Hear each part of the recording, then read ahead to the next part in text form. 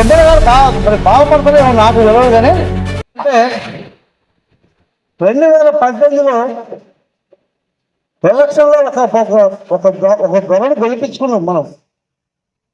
అందరి మీద ఒక మీద పన్నెండు వెళ్ళిపోయాడు. ఆ రోజు నుంచి ఈ రోజుకు పార్టీని అంటు పెట్టుకొని సాయ కష్టం చేసి మనం కాపాడుకున్నాం. పార్టీని కాపాడుకున్నాం కాబట్టి మనం ప్రభుత్వంలోకి వచ్చినాం, అధికారం చేపట్టినాం. అయితే 2019లో స్థానిక సంస్థలు వచ్చినాయి. అప్పుడు మనకు అధికారం లేదు, బీఆర్ఎస్. ఆ రోజు ఓటు చేయాలంటే ఒక్కొక్క ఇంటి తిరిగి అభ్యర్థిని బతిలాడుకునే టైం మైగారు అండి. భవిష్యత్తులో కాంగ్రెస్ వస్తుంది.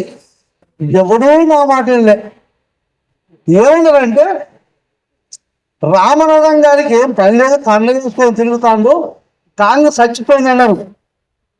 మా పిడపాక మండలంలో నేను బతికొచ్చిన.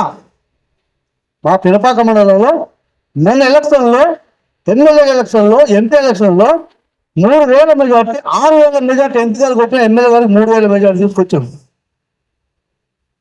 అయితే పార్టీని కాపాడిన నేనేమంటానంటే ప్రతి మీటింగ్కు ఆ రోజు ఎన్ని బాధలు ఉన్నా, ఎన్ని కష్టాలు వచ్చినా కూడా సుమారుగా మీకు ఒక్క విషయం చెప్తా. మహబూబ్నగర్ జిల్లాలో ఒక హెచ్ఎల గొడవ జరిగితే రేవంత్ రెడ్డి గారి సభలో ఆ రోజు మాకు హవాలు వచ్చింది, మన న్యూవర్గానికి వచ్చింది. వస్తే ఎందుకంటే ఇతర కష్టపడ్డ కార్యకర్తలు ఉన్నారు, వాళ్ళకి కించపరిచినట్టే.